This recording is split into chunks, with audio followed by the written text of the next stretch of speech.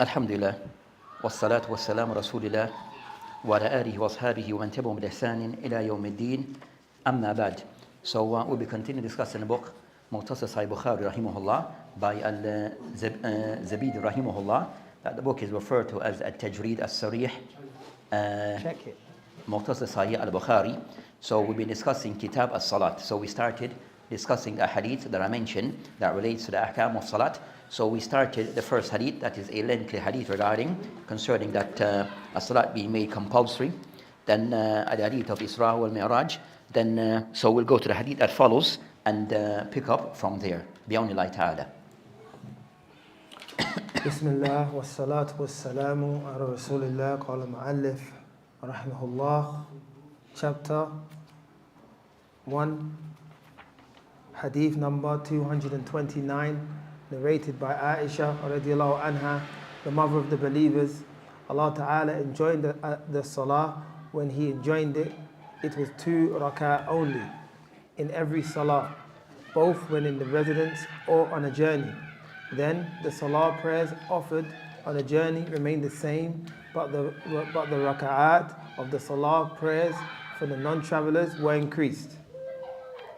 So the second hadith that is mentioned in this chapter regarding kayfiyat of furud al-salat fil Isra, that the author, Hafidullah or Rahimahullah, that he mentioned a second hadith, the hadith of al-Mu'mineen, Aisha radhiyallahu anha. So as for this particular hadith, I'm not seeing it in my book. So as for the book that I have, I'm not seeing it in that particular, in my book, that it only mentioned the lengthy hadith that we discussed last week. But overall, that this hadith per se of Aisha radhiyallahu anha, that it mentioned regarding concerning that that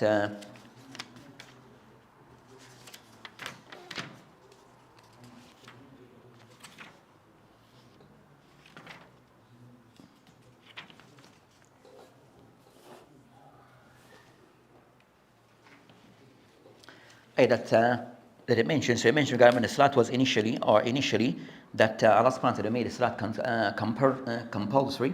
That and it mentioned a hadith concerning that فرض الله الصلاة حين فرضها ركعتين في الحضر والسفر وأقرت الصلاة السفر وزيدت في الصلاة الحضر الحديث.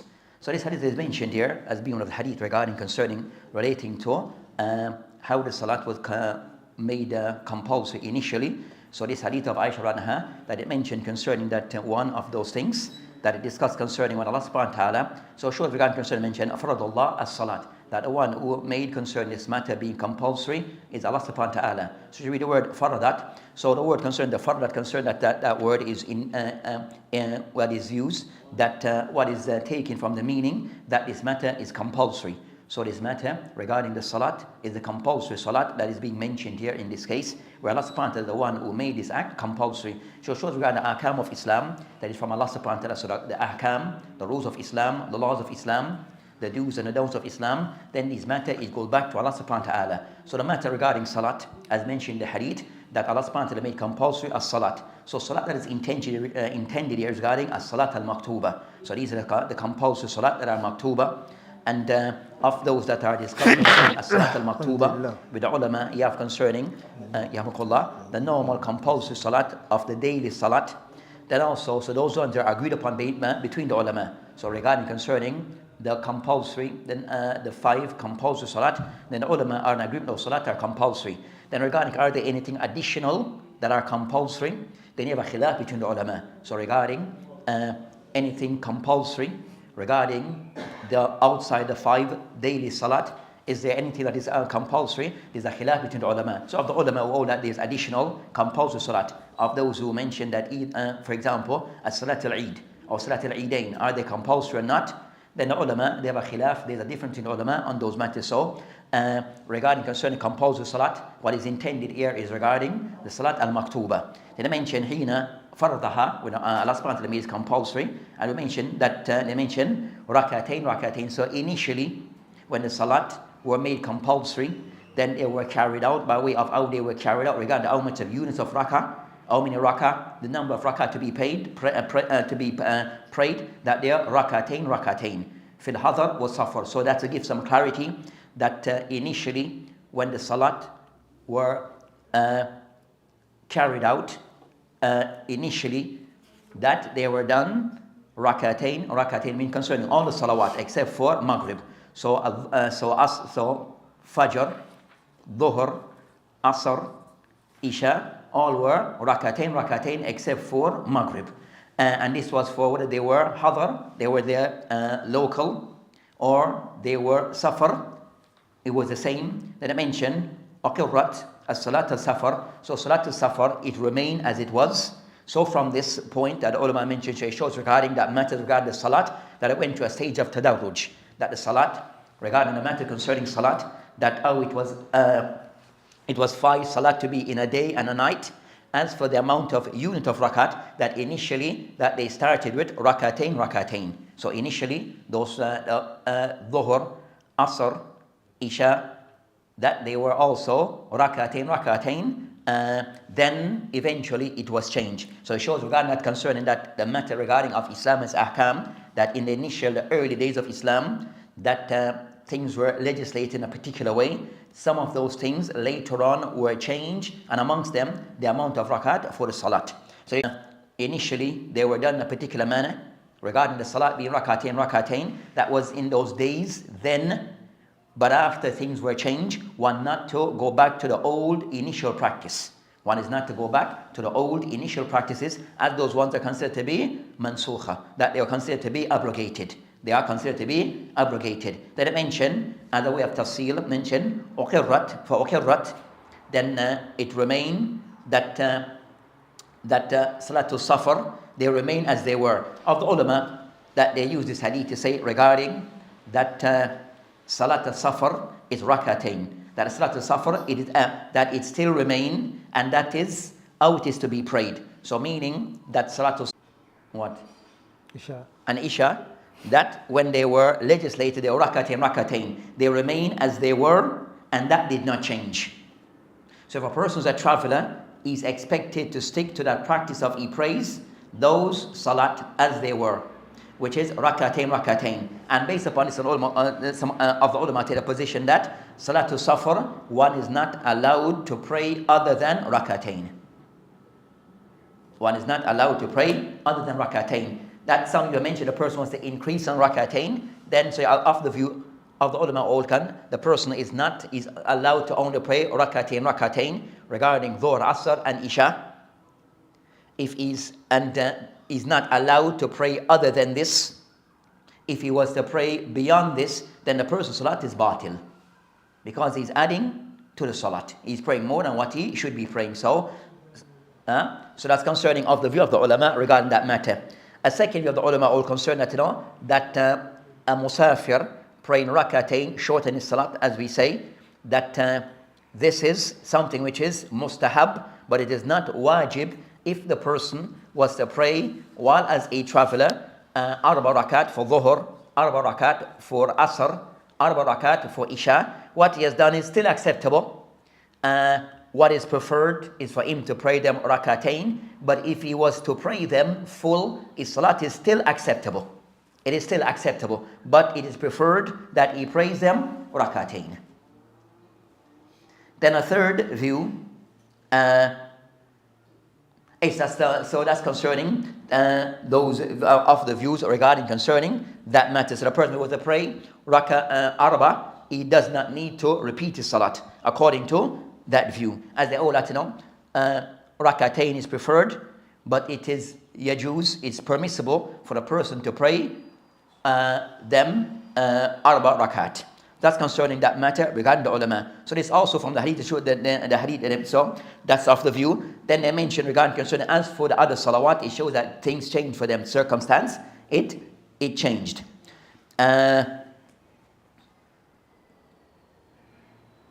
They mention regarding concerning that the matter regarding, so that's a lot of what is mentioned regarding this particular hadith, regarding somewhat to later regarding initially the salat that they were applied or carried out in that manner, which is the amount of unit to be prayed as mentioned hadith. So this is clarify this hadith. So the first hadith to clarify concerning when, under what circumstance it was made compulsory. The second rakat of the second hadith of Aisha anha is to mention regarding how they are to be prayed. How many units are each rakah? How many units is each rak'ah? And it shows regarding concern this matter regarding salat, that which is of importance regarding how many units and how to be prayed in detail. All this go back to the sunnah. All this go back to the sunnah regarding giving us a detailed clarity regarding how to pray the salawat and how many units and ruku and sujood, how they to be done and with order. All this go back to the sunnah. So it shows. Then also they mentioned from this hadith that this hadith is classed, so as mentioned here by Qastalani, that this particular hadith فيه حديث في تحديث, that also they mention concerning it, هو من مراسيل عائشة وهو حجة. What is meant by this? So at the end of that, he mentioned huwa, meaning this hadith. Go back to the hadith. Huwa, meaning this hadith that is just mention of Aisha. Huwa marasil Aisha wa huwa hujja. What is meant by that? What is meant by that mention huwa min marasil as-sahaba, mentioned regarding concerning meaning concerning that there are certain hadith or some hadith that a sahabi may narrate, not that they were there, but they were told by someone later on. So Aisha, during that early days, was not present regarding the early days regarding salat. So for her to have that information is that she was told by someone. With me? So the first was concerned, so you have what they call marasil. So you have these type of hadith that are called marasil, with the ulama hadith where marasil, meaning at the marasil, generally mean concerning a tabi'i narrates directly upon the Prophet ﷺ. So a tabi'i cannot narrate upon the Prophet ﷺ directly, because there's a generational gap. There's at least a generation. So you have the Prophet ﷺ, then you have the Sahaba, then you have the Tabi'in and Atba' Tabi'in. So you'll find that a Tabi'i narrates upon the Prophet ﷺ directly. Then it means that there's something missing, because it is impossible for a Tabi'i to be present to see what the Prophet ﷺ did or the Prophet ﷺ said. So it shows that there's something missing in the isnad, meaning in the isnad is incomplete. The point of the Tabi'in is narrating directly upon the Prophet ﷺ. That's impossible, because he wasn't around, he wasn't even, you understand, he wasn't there. So a person narrating something directly upon the Prophet ﷺ, and they were absent. So they're referred to as marasil. So marasil is where a tabi narrates directly upon the Prophet ﷺ, or attribute a hadith directly to the Prophet ﷺ. So in those cases they are referred to as marasil. So a hadith that they may have breakage in different points in the isnad. So the hadith could be succeeded at the starting point of the hadith from the collector, Bukhari, Muslim, Abu Dawud. So they'll connect and they go down. So the end, right, would be the last person, the chain would be a sahabi. So only a sahabi would narrate upon the Prophet ﷺ. Anyone else other than a sahabi that narrates upon the Prophet ﷺ, then there's something wrong. Meaning that there's an error in the isnad. There's the error, the isnad is not connected, disconnected. So that would mean the hadith is classed as hadith which is weak, because it's disconnected. So in this case though, so you have one case because the marasil in generally is defined as when a tabi narrates upon the Prophet ﷺ. Clear? Then you have this case concerning that they mention that if a sahaba narrates upon the Prophet ﷺ something that he did not witness and was not present or did not hear, is that acceptable or not? So you might find that Aisha, she still was a young girl. So certain things that occurred in Mecca, she may not be a part of that, what was occurring during those times, because she was a young girl. But she's narrating certain things that regarding concern this matter. They mentioned that and also this matter that she may not have been present. So what she's narrating is something she heard from someone else who was present. So in the case of, so the ulama, they have said, said, so amongst the rules of hadith, if a sahabi narrates something that he was not present, for example, Abu Hurairah have many hadith, but he accept Islam later on. So Abu Hurairah, one of the ones who have narrated many hadith, but he wasn't there from start through to the end. He came later on. The last 4-5 years, he accepted Islam. So how is it he's narrating so much hadith about things that he may not even be present regarding things that he was not even present regarding? So those cases are called marasil as-sahaba, where sahabi narrating something, but is narrating from another companion. So one sahabi, but he doesn't mention the sahabi that he's narrating from. So it is mentioned, but what is mentioned, it only could have come from a sahaba. Okay, you find it in cases that sahaba does not narrate upon other than sahaba. They don't narrate upon a tabi'in. That's not their practice. Clear? So a sahaba would not narrate something from someone who says no, that is a generation behind them. If they narrate from anyone, it will be from another sahaba, but at times they may not mention who the person from the sahaba that they narrated from. Those are defined as marasil as-sahaba. So they mentioned hujjah. So in those cases, it's considered to be hujjah authentic. It's considered to be, because we said no. So when I discuss concerning udul as-sahaba, then these things come into, if these things come into, put all those things in place. So the ulama mentioned that the sahaba are all udul, that they are all credible individuals, upright in their deen, and also regarding things that they narrate, that they're udul in these things. They don't lie or make things up about the Prophet ﷺ. So if a sahabi narrates something they were not present, but then it is considered that it is taken, that what they're narrating was taken from another sahaba. And those are called marasil as-sahaba. So you find that Aisha, Abu Hurairah, at times some of the narration fall into this category, but it's considered to be authentic. That marasil as-sahaba, then they're considered to be authentic. So that's why I mentioned huwa min marasil Aisha wa huwa hujja, meaning it's a proof, it's evidence, because it is authentic. Because it is authentic.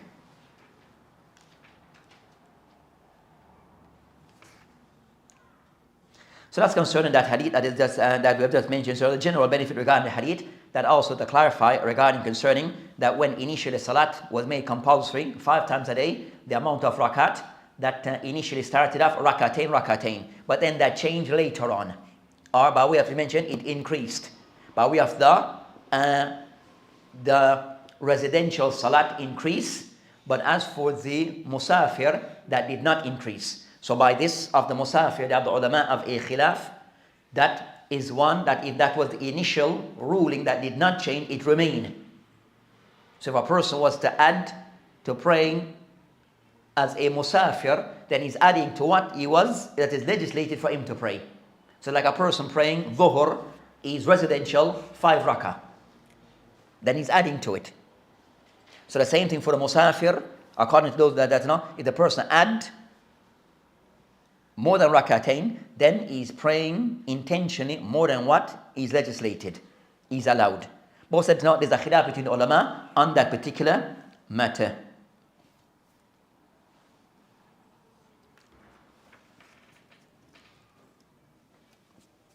So also it shows regarding concerning tadarruj, that Islam, that regarding the rules of Islam initially, that it was on a method.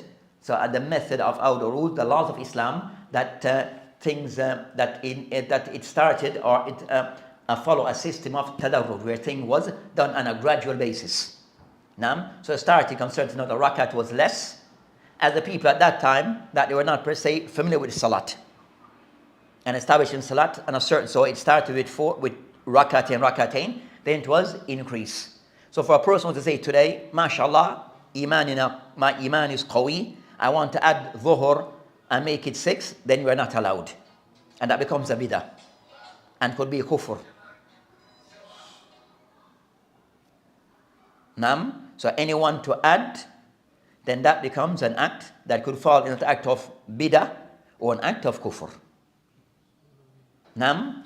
So also it shows regarding concerning the ahkam of Islam when a person look at the ahkam in the hadith, that they put things in their proper context and know when to put things, how to put things in their proper context, and to put things in their proper context that a person of either see things from a wider perspective than what is just in front of him.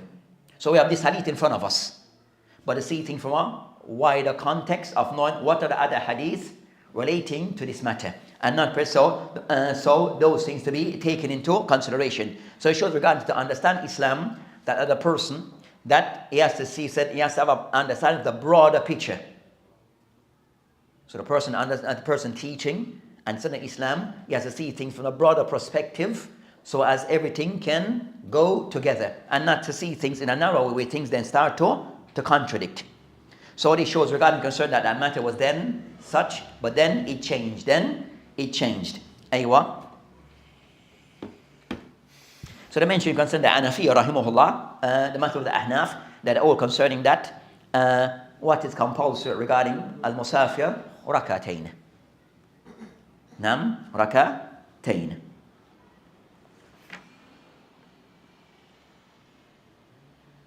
Aywa. Then I mentioned what's the next hadith? قال المؤلف رحمه الله, chapter 2, it is obligatory to wear the clothes while offering as-salah. Hadith number 230, narrated by Omar ibn Abi Salama radiyallahu anhu, أن النبي صلى الله عليه وسلم, the Prophet صلى الله عليه وسلم said, prayed in one garment and crossed its ends.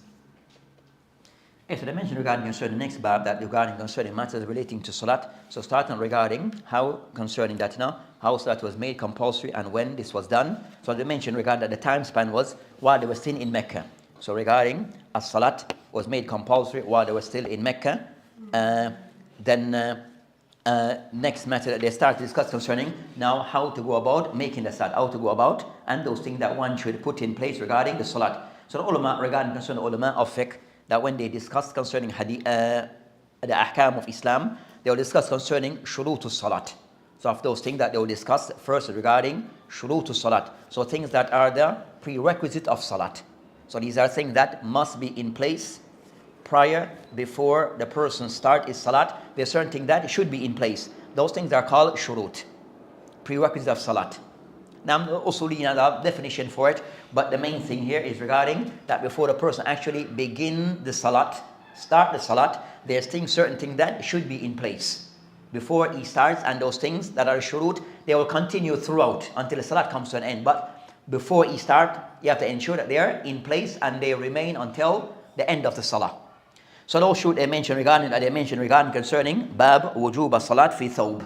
So this discussion that they have mentioned here is discussing regarding of those things that should be in place regarding salat, that the person that is covered properly. So regarding the salat, of those things that relates to salat is the person covering oneself properly, covering regarding male and female, that they have to cover themselves. Those areas that needs to be covered and not exposed must be done before the salat, during the salat, until the salat comes to an end. So this concerning this discussion regarding this matter, regarding as they were first concerning al-awratu salah, awratu salah, regarding the person, those areas that must be covered while the person is in salah. So the mention regarding concerning the hadith of that is mentioned here, the hadith of Omar ibn Abi Salama radiyallahu anhu, and Nabi Islam salla fi thawb wahid. So it mentioned the Prophet that he prayed in one garment. So it shows regarding that the permissibility for a person to pray in one piece garment. So it showed the permissibility to pray in a one piece garment that covers what needs to be covered. Then also they mentioned that the hadith mentioned that also saw praying in a one piece garment mentioned wa khalif bayna tarafay, that also that the top ear shows that they're covered by way of the right This white part will cover the string over here and tie it there, and the right and the left over to the right. So they mentioned, stating that his shoulders also were covered. So you find a khilaf between the ulama on this matter regarding of the awrah for male. Now, that is it a must regarding salat? What's the awrah for the male regarding salat? Is it from, they said, navel to the knees? Is that sufficient as the compulsory parts that needs to be covered? Or also shoulders need to be covered? So the author here is mentioning this hadith as there's a discussion on this matter regarding is the shoulder area, the shoulders, are they to be covered also for the male in the salah? Not just so beyond what is the navel to the knees. So this hadith somewhat shows this matter, and also you find the Prophet of Islam as he ever prayed with his shoulder uncovered. So from the hadith here it mentioned regarding that the garment he was wearing was a one-piece garment. So the person can wear whether it's one piece, two piece, three piece, but the person ensure that whatever he's wearing, it covers the part that are appropriate to be covered in the salah. And of those parts, what appear to be covered is the person covering of their shoulders, as in this hadith indicates, as this hadith of Omar ibn Abi Salama, it indicates regarding وَخَالِفْ بَيْنَ طَرَفَيْهِ, that it covers, mean concerned that it was strung in a way, tied in a way that it covered the right side covering the left, and the left stringing over to the right, but the shoulders were covered. The shoulders that they were covered. So it shows regarding concerns from the hadith here that Islam that covered of the so from this the discussion between the ulama that they mentioned that that covering of the awrah for the salat, that what is intended by this khilaf between the ulama, but of those or the person, those awrah, the ear that must be covered is exposed, then the person's salat, it is not valid. The person's salat is not valid, as the person have forfeit one of the condition of Saheeh salah. So of those condition that the person that the ear is to be covered, they must be covered. If not, then the person's salat is not valid. The person's salat is not valid. So that's concerning this hadith indicating this matter. We find some of the ulama all concerned, they mentioned that it's not a condition that a person's shoulders must be covered. Some mention not only one, some mention both, some mention none. So regarding the shoulders, those who incline that from the hadith, both shoulders to be covered. Those who mention one as some narration, and some mention that the part to be covered mainly is, so that is something which is mustahab but not wajib. To cover the shoulders of those who mention, it is mustahab but not wajib.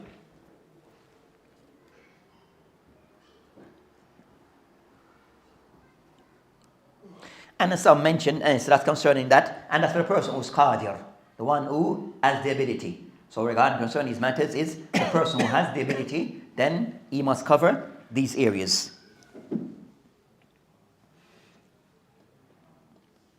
So that's concerning that particular hadith. That's concerning that hadith regarding of those ears to be covered, and of those parts that is more on the discussion regarding the person covering of his shoulders. Aywa. قال المؤلف رحمه الله, chapter 3, to offer as-salah with a single garment. They mention regarding this hadith that they mention regarding that this hadith to show that maybe that at the time, the early days of Islam, that things were somewhat, we'll find that the Muslims were praying in that fashion based upon they was going through hard times, as we say. So they're going through hard times. So not time of things were flourishing for them or in abundance. So they were praying, we are fine because of those hard time, difficult times, that one only could pray in one garment, and that garment, the person has to ensure that the shoulders area is tied together so as to cover most of his body, but that indicating that times were then hard for the Muslim, but still they had to cover their shoulders, and they'll use that method. Aywa. Hadith number 231, narrated by Umhani bint Abi Talib radiallahu anha, about the salah of the Prophet sallallahu alaihi wasallam on the day of conquest of Mecca. Hadith 199. That's what I mentioned there. Aywa. So I didn't repeat the hadith. No. It's the hadith of Ani radiallahu anha, Abi Talib bint Abi Talib radiallahu anha, that hadith as-salat, Nabi al-Islam, Yawm al-Fath. So they mentioned taqaddam, but they mentioned hadith was mentioned before. So this hadith regarding, concerned that this hadith regarding, وفي هذه الرواية قالت صلى 8 ركعات, that the Prophet ﷺ that he prayed 8 rakat, multahifan, that with his shoulders covered, في ثوب واحد, where he was covered in one garment. فلما انصرف, when he went away, قلت يا رسول الله, when he kind of someone went away, he said, يا رسول الله, that زعم ابن أمي, that my brother, means that the son, mine said that ibn ummi, like my brother from my mother, أنه قاتل رجل قد أجرته, that he have killed someone who I was given in, that I gave protection.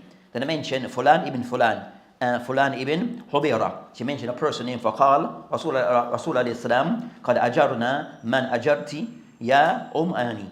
Then فقال أني وذلك الدهاء. So that's the hadith is mentioned, where this hadith is in relation regarding that one, that it mentioned that the Prophet صلى 8 ركعة, that when Mecca was conquering the Muslim, that they conquered or got control over Mecca, the Prophet ﷺ, the Sahaba, they entered Mecca, and when he entered, that of those things that he did, that he prayed 8 rakah, and the time that he entered was during, said that during the after, said that morning hours, in the morning hours, that he prayed 8 rakat. Is the khilaf in ulama concerned, is this rakah that he prayed, is it Salatul Duha of 8 rakah? And there's some, and they mention that the most amount of rakat that can be prayed for Salatul Duha, it is 8, and the least is 2. For Salatul Duha, that the most that can be prayed, they said it is 8, based upon this narration. Now that the Prophet ﷺ, that when he entered in the morning hours, then he prayed 8 rakat, and he was by Ani, and she kind of somewhat raised a matter with him, the Prophet ﷺ, where she mentioned that, that when the Muslim conquered Mecca, that of those things that they gave comes to respite, where they can somewhat mention regarding concerning that the kuffar then of Mecca, that the Prophet comes to that if any Muslim give them any form of security, then their security it holds. So anyone that you protect, then no one should harm him. So Ani gave this protection to a particular person, then this person was attacked. So she kind of somewhat brought it to the attention of Prophet ﷺ. So it shows regarding that if the Imam, certain things occur in the state, then that matter is to be raised with those in authority. Especially concerning a matter where a person's rights was transgressed, regarding concerning that bodily harm or harm was done to that person. Those matter go back to the state. So it's not for a person to take it into their own hands. So in those matters regarding a person who is physically harmed or killed or certain type of where upon it, that then those things is to be taken back to those in authority. That's regarding looking into those matters. So look into those matters and to hand out the appropriate punishment accordingly. So she brought this matter to the Prophet ﷺ. Then I will mention that of those who mentioned this, I mentioned فَصَلَّ 8 rakat. Was it Salatul Duha that he prayed, or did he pray? Some mention that it's not Salatul Duha, that actually he prayed Salatul Shukr. That when he entered Mecca, then he prayed these 8 rakat as a form of Salatul Shukr, a salat of thankfulness, because the Muslim now gained control of Mecca. So you have that discussion, is it Salatul Shukr or Salatul Duha? You have that khilaf between ulama, but those they use it, but so you have that discussion between some of the ulama. Then I mentioned also that he prayed again in one garment. He prayed in one garment, and it means that he was covered those areas that need to be covered. That he covered those areas that need to be covered, but he prayed in one garment. The that's concerning this particular hadith again, kind of somewhat adding instances again concerns that strengthening what was mentioned before regarding praying in one garment. That is something which is allowed. That is allowed for a person to pray in one single garment. Also, it shows regarding that in a Muslim, if the Imam have allowed for said the citizens in the Muslim state to give protection to a person who's a non-Muslim, then everyone is to respect those people that any Muslim have given protection. Now, so you should have to know that Islam, that even concerned that the citizens have certain, the state give them certain rights where they are allowed to protect others, but this is also when the Imam have given that permission. So the Imam didn't give them the permission, then one cannot do so. As those people were then, the time of, said, tension, of harb, but they kind of somewhat, they gave up, but the Prophet Islam kind of somewhat, and show concern the mercy of Islam, that the Quraysh didn't per se fought back as expected. So the Prophet and the Sahaba, they gained control, countries out there, and without per se have to go to, so without the fighting that was expected. So it shows regarding concern that Islam also, the Prophet Islam was not a person who was revengeful. That those people used to attack him from before, and the Muslim, how they treated the Muslim before and persecuted the Muslim, it wasn't a thing that we know of control. We're going to now, as they said, we're going to take revenge. And those people who may have done us wrong before. So Islam is not about revenge. Islam is not about revenge. So I'll show that a person may have the upper hand. It's not about that person when they have the ability and the opportunity for them to take advantage of the situation. So I show that regards to the Prophet ﷺ, regards a person being an head of state in this, as a head of state, that he has to kind of somewhat function a certain manner. And also those on the state where one, he doesn't see things, I was saying today, doesn't take things and say that put things in their proper order. Put things in a proper order. So the state, the head of state is not to use thinking as someone to take revenge on cases that may have occurred, but as somewhat how to move things forward in the best way possible. So if he choose, the head of state choose then to give respite to those people who may have done the Muslim wrong, then everyone is to honor this. Or if he decide to take a different method, then that method is applied. If he decide that those who did do harm to the Muslim, then they are to be held accountable, then that also applied.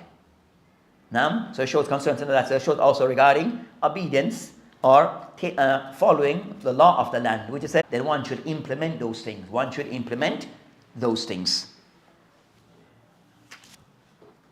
And that also of those things, that obedience to the ruler in those things, in obedience to Allah subhanahu wa ta'ala, and of those things you might find certain thing that is for the ruler, it says it's ijtihad, he could go this way or that way, but both ways are allowed. Then one should comply with the leader on those things that they're still, that is, Islam give him a leeway that he could go this way or that way. So that's concerning this particular matter. And also should have to know that the Muslim, they show ihtiram to others. Muslim regarding the conquest of Mecca is referred to as Fatul Mecca. The Muslim still have ihtiram to others who are even then concerned people who are non-Muslim. So even though that they may have treated the Muslims and the Muslim wrongfully, that the Muslims still had respect by honoring them, by honoring them and giving them certain hukuk, giving them certain rights.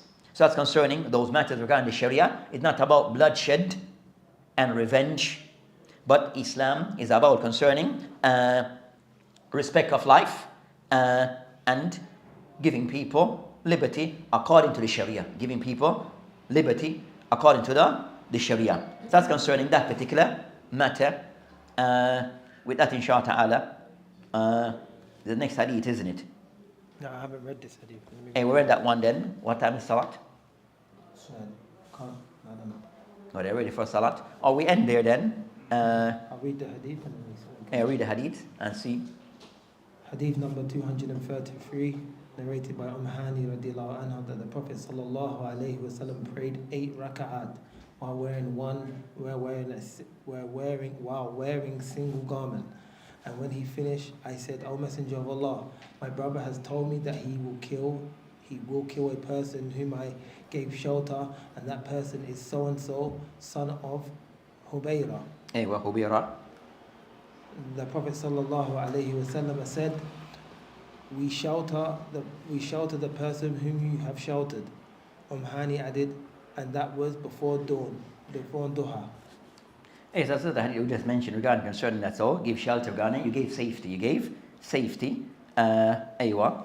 What comes next? Hadith number 233, narrated by Bukhari radiallahu anhu.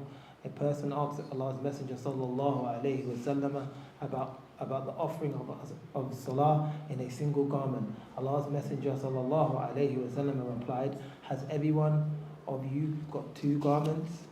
Again, consider the hadith, there's hadith again regarding this hadith, also to prove regarding the permissibility of praying in one single garment.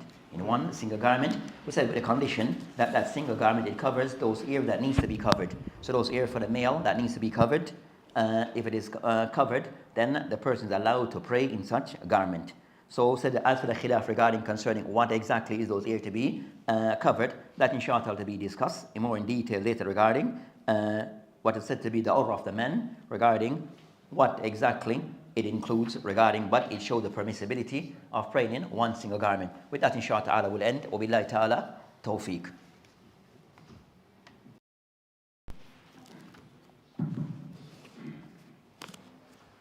Allahu Akbar, Allahu Akbar.